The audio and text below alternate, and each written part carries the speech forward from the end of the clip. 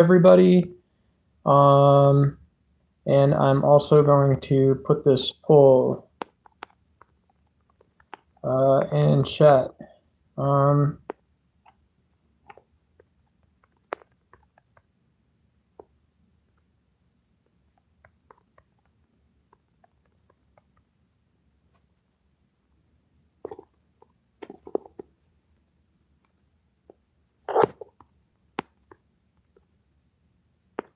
cool. All right. I'm just gonna get my glasses on. I just got back from a run, but I have a little bit of background knowledge and information on some of the stuff that was happening at the White House today. Some of the stuff going on from the Trump admin, as well as a little bit of the backstory for Congo and Rwanda, some of the politics that are happening. Yesterday we talked a bunch. I talked a bunch about frickin' Iran and Trump, and yeah, folks in chat did an awesome job. Leaving questions, comments, all this kind of stuff. Um, and so yeah, it's Friday. We're gonna hang out. Give me 1 second. I'll be right back.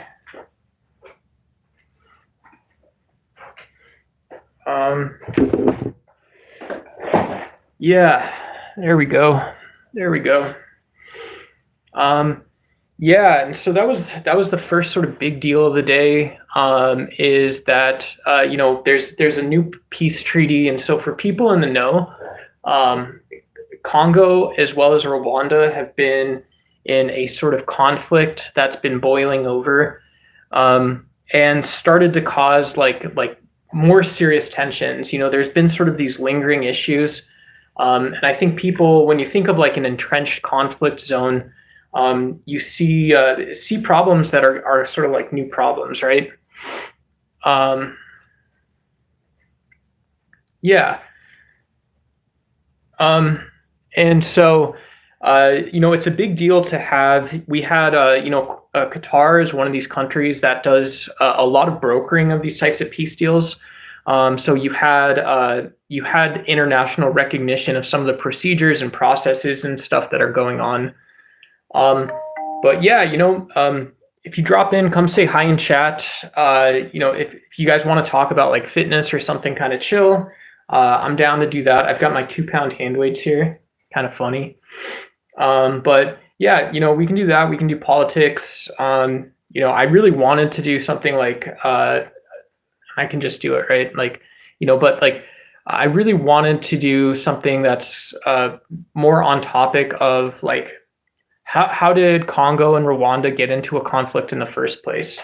Um, uh, and so, the main thing that people should know is that like Congo and Rwanda share a border, and that border is incredibly rich in resources. You have copper, you have gold, you have diamonds, you have tungsten, you have tin. And so when you go out and like buy a car, doesn't matter if it's from China, doesn't matter if it's from the United States, you're buying a car that has like materials that are from Africa. You always are going to get a car that has materials from Africa. And so that's sort of step one, right? If you understand that sort of the base layers, that there's a lot of wealth in the area, the sort of step two thing is that there's historically like deep political, tribal, political sort of differences between Congo and Rwanda. What's up, random fishing? I I am an aspiring copper miner from Congo.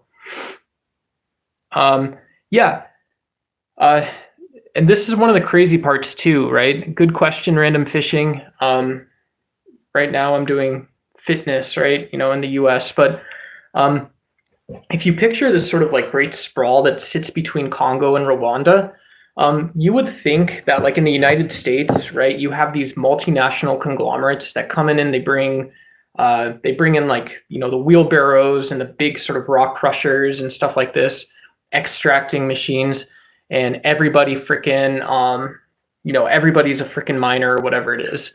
Um, in Africa, in Congo and Rwanda, right, the whole continent of Africa. Yeah, you have a lot of like U.S. and Chinese companies do buy mineral rights, but you also have these little sort of like pop-up operations. And so this is one of the reasons that the conflict has been accused of being so sort of exacerbated. And if we're speaking a little clearly, and we're trying to wonder why these conditions always existed, why you always had a lot of wealth in the ground, you had political differences, maybe political disinclusion or something. You had institutions that seemed to work for someone else. Um, and yeah, and so you have the M23 rebel group, which is Congolese based in, but accused of being supported by Rwanda. Um, and yeah, so for Congo, their main interest is they're saying, well, look, we used to work a lot with the Americans to mine our minerals, and now we want to work with Rwanda. Do you understand how that works? That our interest as Congolese people is primarily just safely. We want to take our product to market. We want to be able to market our minerals and stuff like that.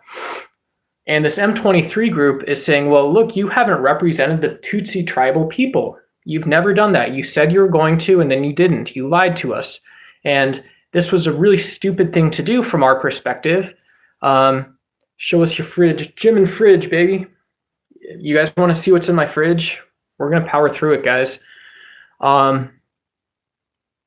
And so, yeah, M23 ended up sort of adapting and, kind of saying that, like, look, you knew that we were a armed rebel group. We were organized. You knew that we had financial support. You knew that we had what we felt was a proper claim to some of the minerals in the region. And so when you're talking about being able to rip these minerals out of the ground, if you're Congo, you're ripping these minerals out of the ground and you're going to funnel it all into guns and infrastructure for people that aren't us. You got another thing coming, buddy. Yeah. Hey, buddy, I got a different idea about that kind of stuff. I got a way different kind of idea about that. I know how this works. I'm going to mine my minerals and buy guns. And then this other guy comes in and you wouldn't believe what he says. He says, I'm also going to mine my minerals and buy guns.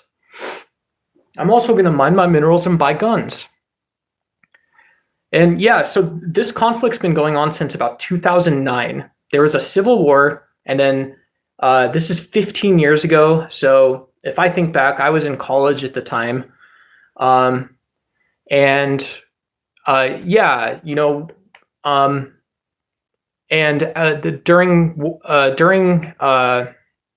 During that civil war, I think a lot of people looked at the region and said, oh, well, look, mineral-rich countries in Africa always end up with this problem.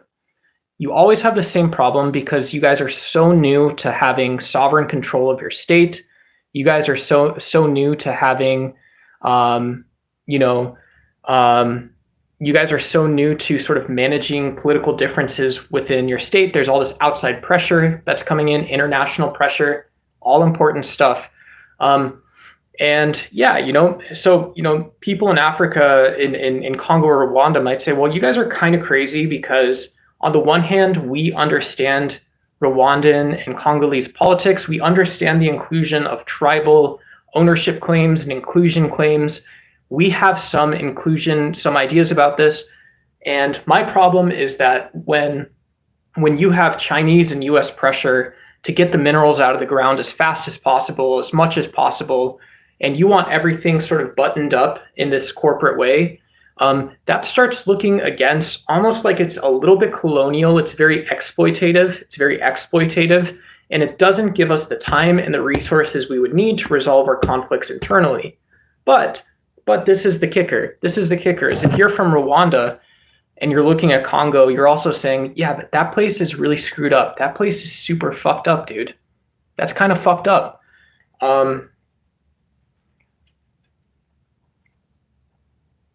Terrorism is funded to keep chaos. What a damn fool. Terrorism is funded to keep chaos. Yeah, that's a good point, Big Tyrone. Yeah, so terrorism is funded to keep chaos because the other side of not just like US manufacturing and Chinese manufacturing, and some guy like a big swinging D like Marco Rubio. I'll talk about that in a second too. We'll talk about who was actually at this White House meeting. It's kind of funny.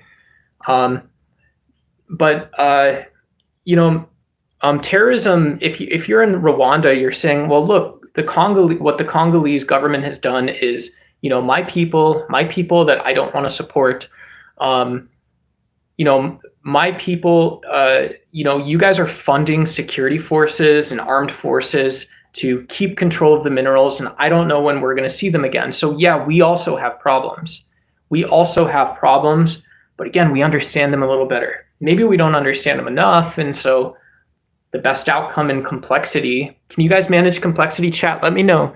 And yeah, if you want, please drop a like if you like politics and this kind of stuff. If you don't mind my crazy beard, crazy hair. I just got back from a run.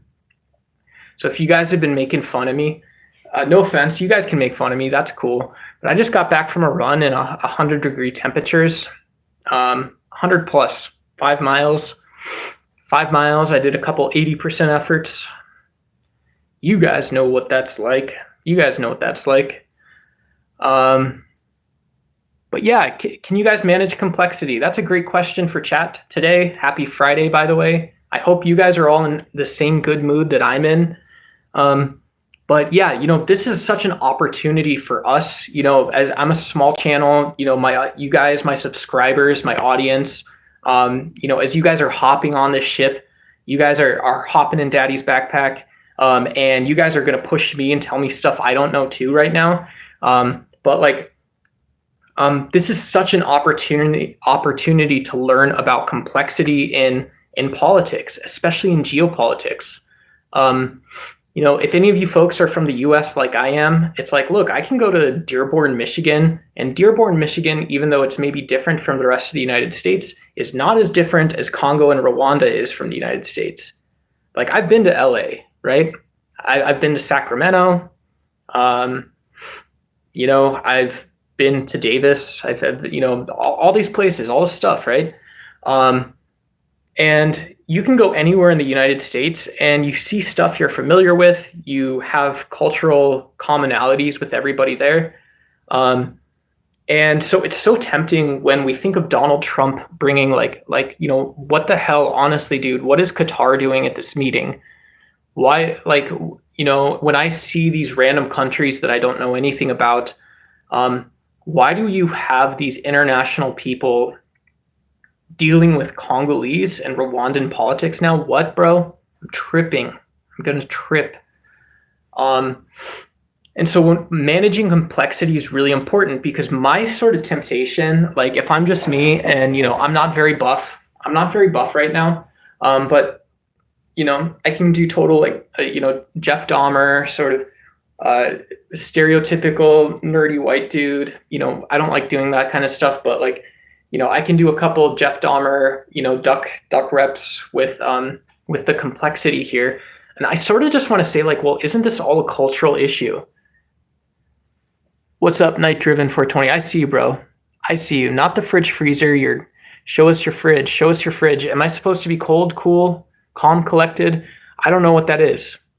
What do you want? I'm in the Southwest United States. It's 110 degrees out. I just got back from a 5-mile run, dude.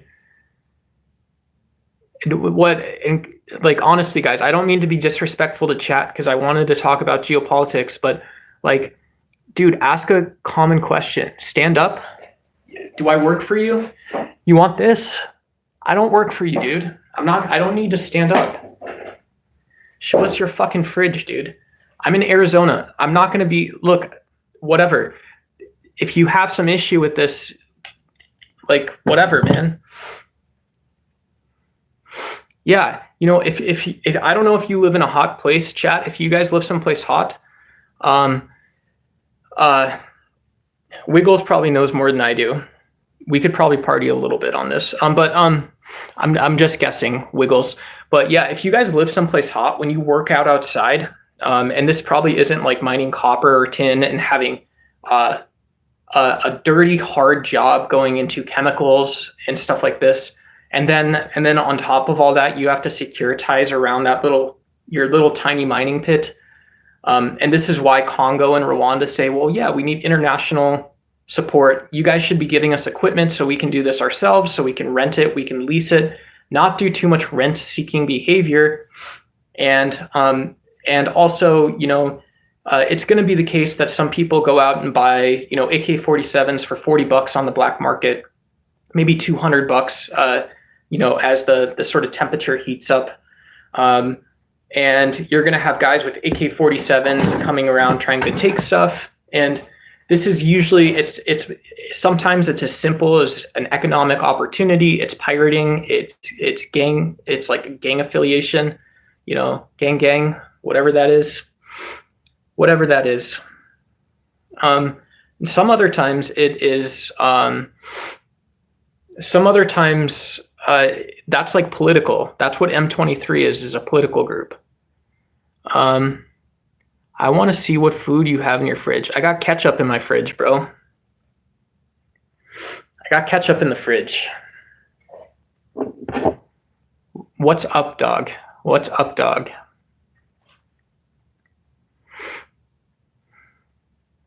A prospector? Yeah. I'm going to assume you guys are from the US, so I am a prospector, and I am from San Francisco, so I'm a 49er. I am a 49er. Just kidding. I'm not in California. I don't know, man. Yeah. And yeah. So this is a weird thing. I hope if you guys stuck with me a little bit, and we sort of got this weird aspect of you have like a very good understanding of how mining industry supply chain markets work for minerals, and you understand why it's important, and you understand the politics. You have sort of all of this stuff sitting in the middle. The other thing you have is just regional politics. It's very interesting. Power projection is the word. Do you guys know what power projection means? Yeah.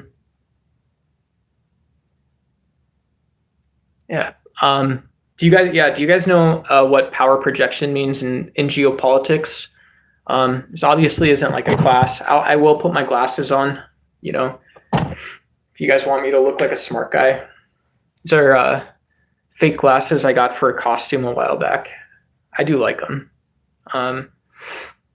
Yeah.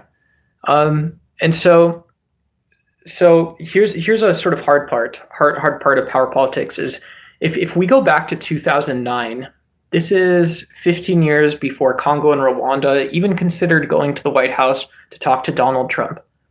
Who might be doing good politics right now. Maybe he's not. Who knows? We'll have to find out. We'll have to find out together what's best.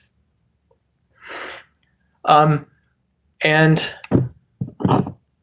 in 2009, it might look kind of attractive to Rwanda, who says, well, we'd really like to compete for the sort of most favored relationship in terms of minerals, mining, as well as not, for whatever's on our side of the border when we're talking about Tutsi representation, when we're talking about having a good political system.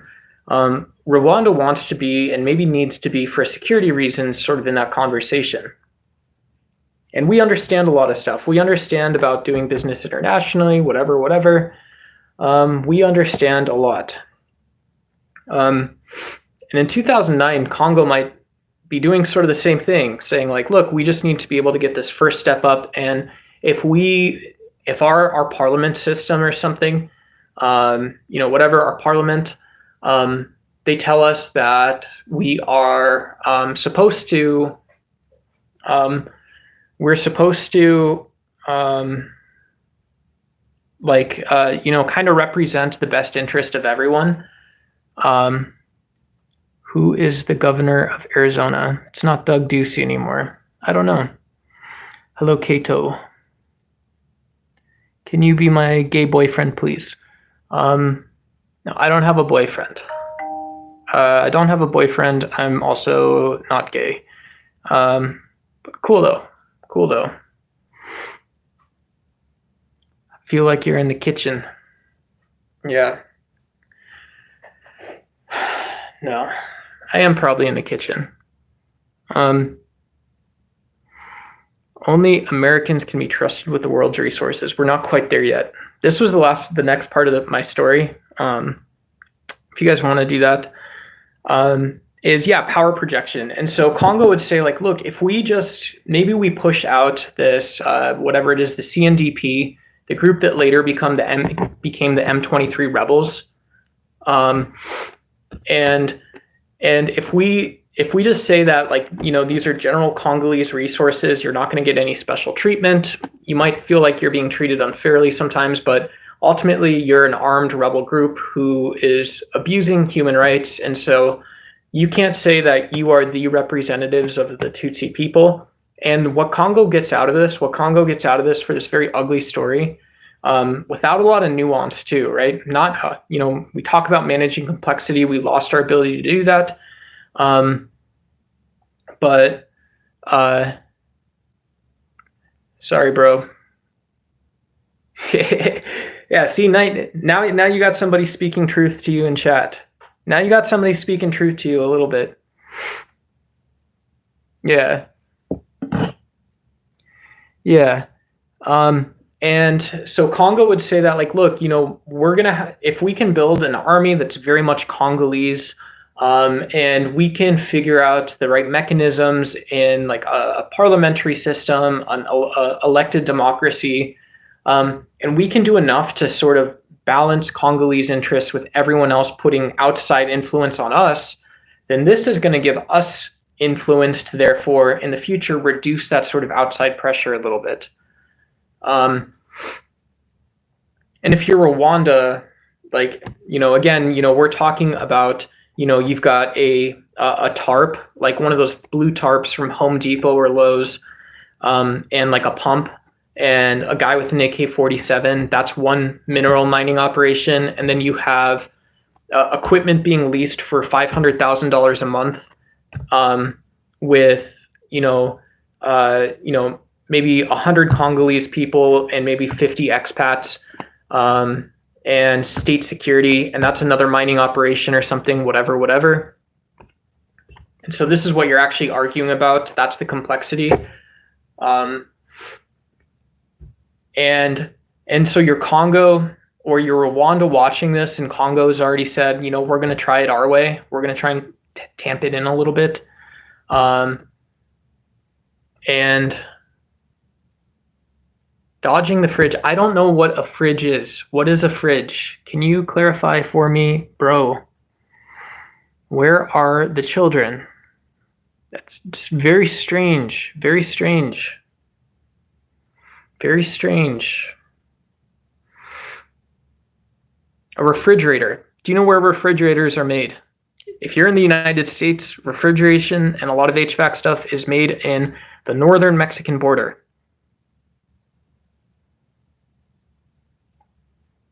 Manufacturing. That is where a lot of stuff comes from. Why does Congo and Rwanda matter in the first place? Because we make cars. Our close partners in North America manufacture stuff, durable goods. A refrigerator. And so, when you go to the store and you make a big purchase or something, people don't like to imagine the US government and Chinese government and all these really big, scary, faraway powers are telling you how to do that and who gets to do that, who's allowed to do that, who makes money from it, who gets a job from that, how much money you get for selling like the refrigerator door handle. But that is one of the things that Rwanda and Congo is talking about. So shout out to Night Driven.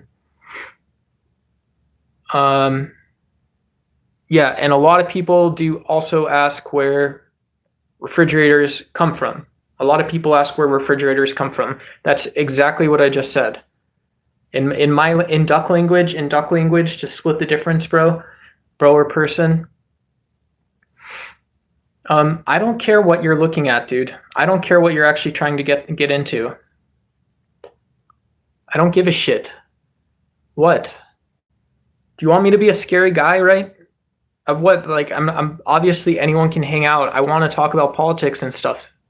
No offense, dude. I'm trying to be cool and stuff. Who walks around? I walk around. Who else walks around? Who else walks around? I'm not trying to do whatever stuff. I want to talk politics, dude. Yeah, that's a crazy idea, though. This is a great point. Night Driven is driving this conversation home. Where do babies come from? I'll tell you where a baby comes from. A baby comes from Congo and Rwanda, arguing and fighting and throwing rebel and military and international resources and threats at each other. And threats, and people want to hear about all the threats and the strategy and complexity and threats.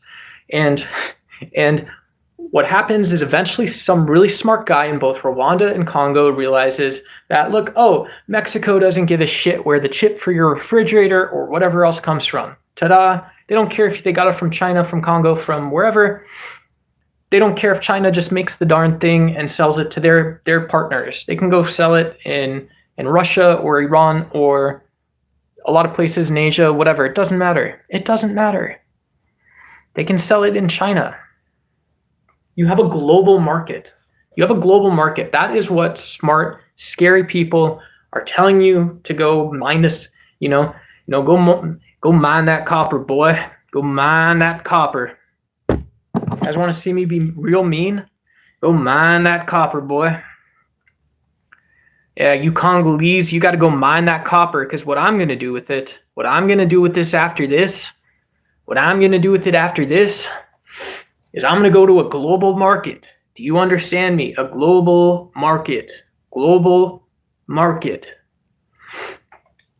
A global market. And that global market is the thing that provides funding for an army. It provides funding for schools. It provides confidence and trust in your elected political systems. And if you're in the US, and you don't understand how much conflict has been in that region in the past, not only because of colonial influences, but also just the pace of modernity and colonial influences, lots of reasons. The Cold War, maybe.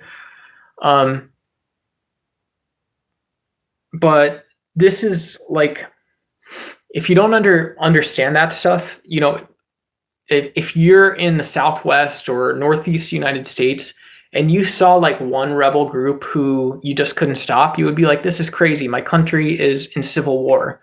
This is a civil war. And this has just been life for the last 15 years in those areas. Fuck the USA. The USA is the cause of modern day conflicts. All caps. Okay. Salt spread. I like the sort of elite hacker style name, my friend. Not when you arm the enemy. Not when you arm the enemy. Yeah. Yep.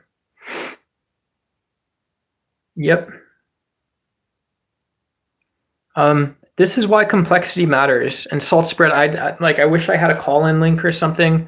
Also, if you guys want to hit like and subscribe, cool, no worries. Just kind of a chill out daytime stream or whatever. But,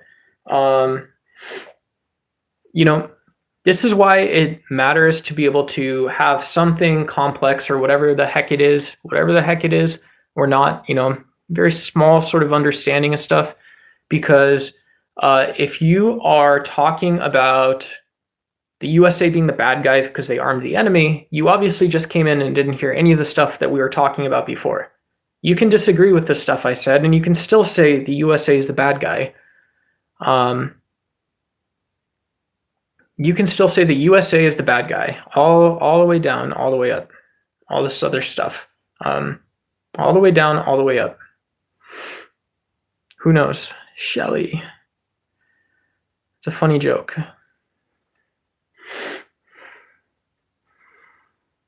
An actual physical kitchen where you cook food.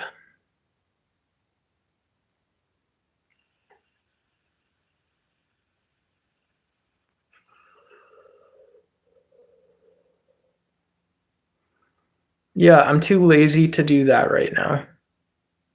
Too lazy to do that.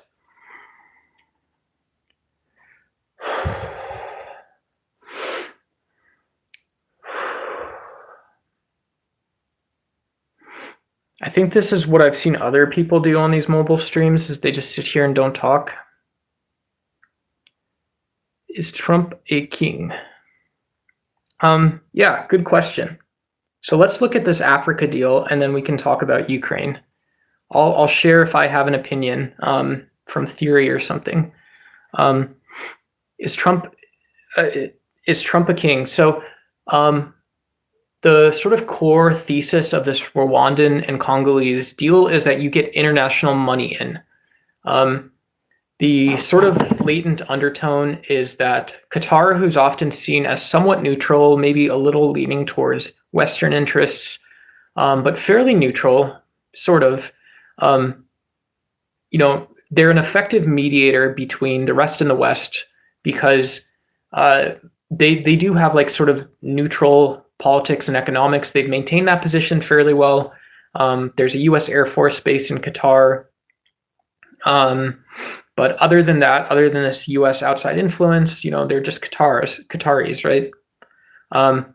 And so what Trump is saying he's able to do is perhaps alleviate some of the outside international political pressure where people are saying, we're only going to give you money if you really tighten down on politics and policies, you really give these people the best trade deals, and this is how this works. This is how you get your minerals out of the fucking ground and into the hands of your consumers.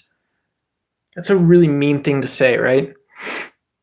Get everything out of these people's damn hands. And the way the White House wrote the brief, the fact that you had Secretary of State Marco Rubio there, the fact that you had JD Vance talk, who's a vice president. The vice president is, their two big jobs are they're in charge of the Congress. So they sort of whip that lawmaking policy function in the United States. If they have to like be a whip, they're there. And the second thing is they're in secession for the presidency.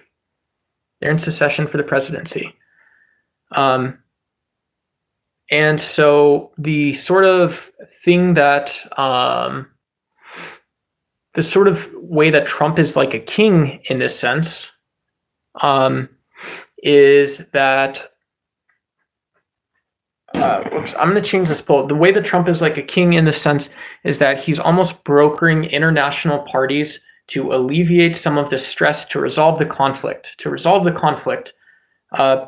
Perhaps if you trust this in 100% sense, this is going to eventually lead to more space for international competition. A very pessimistic view, or cooperation. One of the two. So Trump the king, he now says, we break the dawn, and what comes next for us is either cooperation, competition. Our armies or our diplomats, our emissaries and envoys will all meet and will clash or collide. Yeah. And so this is one of the things, like everybody's got homework after this, right? This is, and if you're Congo and Rwanda, you're super skeptical of people saying that, well, we're watching how things are going to change. Because this M23 group in Rwanda, because they're a armed extension of Tutsi tribal interests, they're very well connected. There's a lot of political interests. There's a lot of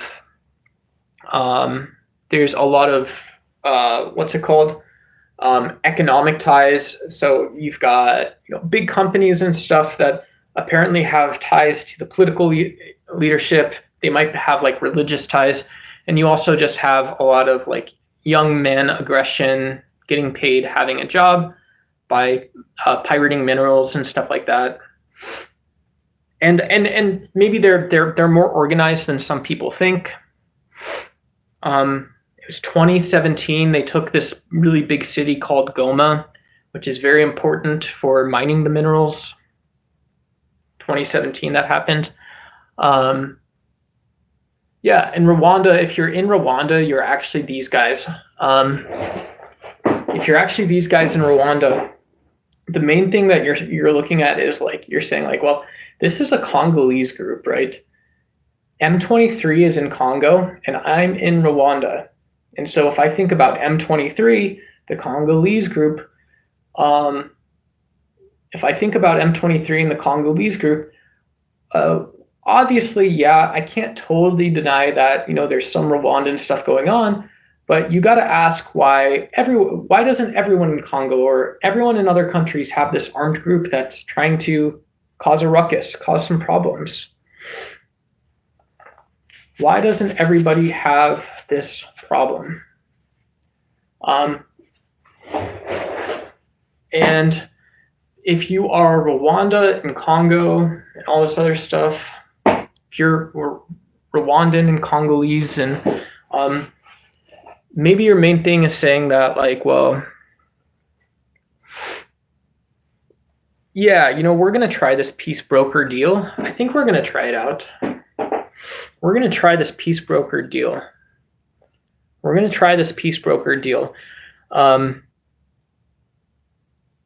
And yeah, just should be the case that nobody sees some like severe influence or unfairness, and they don't see, again, the opposite side of the fast pace of modernization is the fast pace of change with your close neighbors and allies and stuff like that. That's going to be maybe a sticking point, other than just having these entrenched groups. You have these entrenched relationships.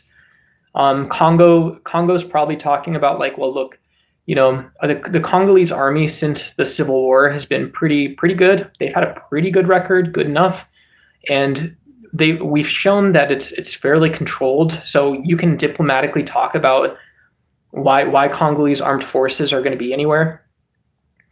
Can you do the same about, yeah, this is a Congo problem, whatever.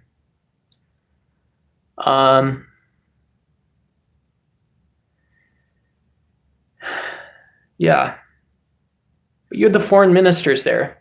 These foreign ministers are people that are super skeptical. They're very skeptical all the time, because all this stuff, all this nonsense that we're talking about, all these perspectives are things that someone's going to try and exploit or take advantage of eventually. Right? Does anybody ever come in and sit down and say, look, we're really dedicated to being the backdrop. We're really dedicated to being the referee. If you ask us to, we're dedicated to not even being a referee, but being a buttress to help resolve the most severe conflicts and problems as they pop up. And we're dedicated to providing a fair shot that prevents people from really wanting and needing to compete against each other. Because if you're getting this like power projection stuff, twisting motions, if you're getting like very gentle twisting motions as this stuff kind of starts happening, beautiful Chinese diplomacy, beautiful United States duck, your buddy duck is going after it. If I'm a foreign minister, I don't ever see people coming in and saying, look, I'm going to show you that I can go above you, but I'm just sitting here. I'm sitting here and, I'm capable of sort of spinning around and being a true ally. When we think about competition, we're gonna fight a little bit, but we're gonna find the right way to go about doing something. So you have to manage complexity. You have to be able to manage complexity in that sense. You have to manage complexity pretty well. And I don't want people evolving on me and getting these hungry teeth. And as we've been doing so well, maybe we're scoring cheap points, but we talk about it, we know about it. And I don't want you evolving and now all of a sudden, we're doing pack hunting and stuff like this. Not just pack hunting, but we are discovering the reason why you can't get into these really bad weakened positions. These weakened positions that prove why it's true. You can't get to the core of Congolese or Rwandan politics. You can't totally erase sort of the tribalness of politics, and you can't just all these big no's. You also, a friendly guy in the U.S. right would say I don't mean to be disrespectful, but I'm going to talk down to you. The way I'm going to talk down to you is there's no way that Western politics, the way that we do business, is going to work for you. I guarantee you. 10 times out of 10. Let's just start there. Let's start there. I'm going to leave this giant turd on the table. And I know it's not going to work. I know it's not going to work because it's not talking about what people think, feel, who they work with, and how they manage that sort of ambiguity.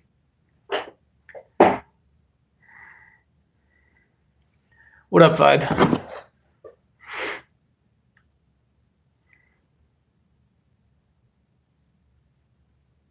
Let's see what you're saying. What was I talking about? Oh, it's Jessica. Jessica's in chat. Hey, what's up, Jessica? Yeah.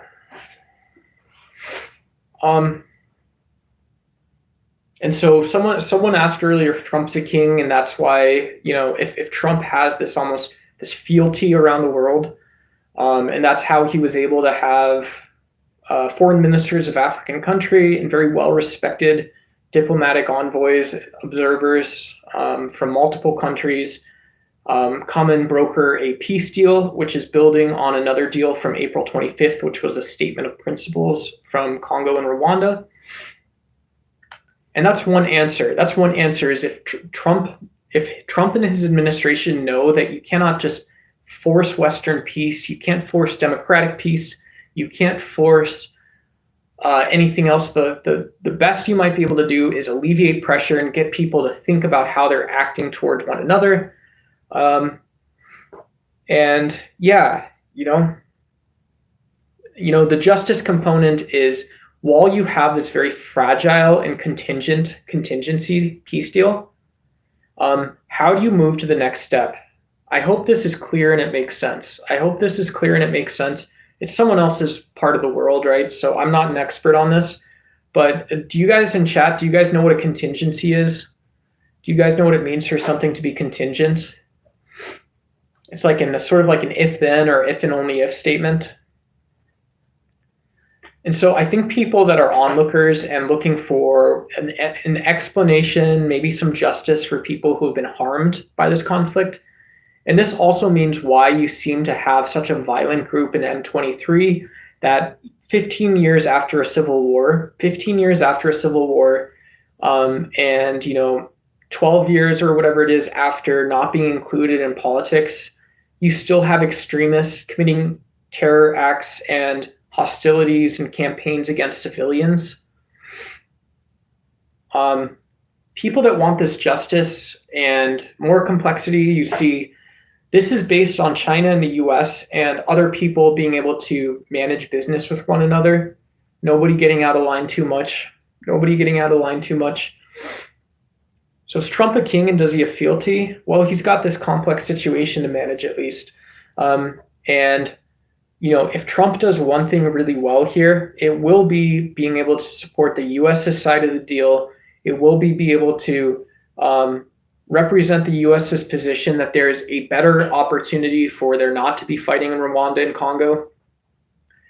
And that there's an international model that could work in Ukraine and Russia. There's an international model. I don't know if Trump's administration is, maybe they don't want to. Maybe this is the whole point, is Trump says he doesn't want to manage this complexity. And maybe he's right. Maybe that's right. I don't know your guys' political beliefs. I tend to be a more centrist person. I'm not too far on the right and the left. Not on the right and the left. I'm in the center. I try and ask questions and then questions. And so, like, if you're Donald Trump, the thing you actually want to do and what you want America to believe you're capable of is finding something that's good for right now. You want to find the thing that's good for 5 to 8 months that provides believability and trustworthiness. And then you want to find the thing for 36 months, and then you want to find the thing for 48 months. And you want to be able to say that, like, look, if I'm doing business or conducting politics with Vladimir Putin, and we can't have 40 things that each have 3 things. We can't have a 120-point diplomacy plan. but we can give people this transparency for two or three things. Um, you know, if you're Donald Trump and you're trying to control the situation, you're trying to have these high performance initiatives where you're managing stress, and they perform well because people naturally understand what they're supposed to be doing. Um, People don't think that they clash. They just make some of life's stresses a little easier or something. Um, yeah. So, Donald Trump might be a king in that sense. He might have fealty. He might have fealty from other people that, uh, yeah, like, okay, here's a counterintuitive way of looking at this. If people are naturally thinking that they're supposed to go out and do really energetic, aggressive things, because there's so much problems, if you take away the problems and people don't behave that way, then you made the right choice. You made the right choice. The other side of this is if you go out and you look and see, well, why is it always the case that we're always operating at this level? We're never talking about Fox News. We're never talking about Steve Bannon and Breitbart and conspiracies. We're never talking about filling up your car with gas on a Sunday or something. But we're always talking about if people are going to wake up and go to work the next day, and why everyone in the world is okay with that. Something really complicated. Oh shoot, Heston, I gotta check something out in chat, because if Night Driven got someone else to talk about refrigerators, talking about fridges. Yeah, so and frigates. We got frigates to transport our oil.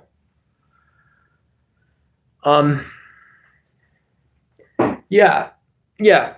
That's one of the things I don't like about Donald Trump. I said a lot of mean things about him on my live stream yesterday. Maybe not too mean, but I don't believe that. I think it's still talking down to people to say that, well, the best we're going to ever do together is you can think about getting a job and someone else can think about taking that away. You can think about getting a job and someone else can think about taking that away. If that's what you're interested in, cool. But shouldn't we think about like the types of choices people have possible? Like if we're talking about Congo potentially going back on the steel and exploiting the people of Rwanda, or the other way around, shouldn't you think about what's actually possible and available, what they've done in the past, and what tools are available to avoid that? Like, let's go with this nonviolence pacifism stuff. Let's go with the nonviolence and pacifism stuff, just for once.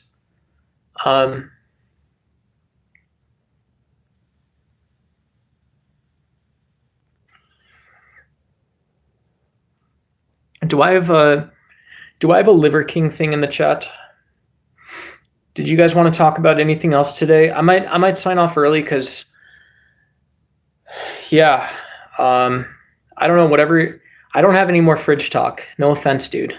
No offense, person. I don't have more refrigerator stuff that I'm able to talk about. How would you have been passive with Iran? I talked about that for literally 2 hours yesterday, Vibe. I think we could have a conversation about that, but literally 2 hours yesterday, I talked about that stuff. And I think the core thing is being able to delineate between sort of cultural and political social drivers, and have been doing that for years ago.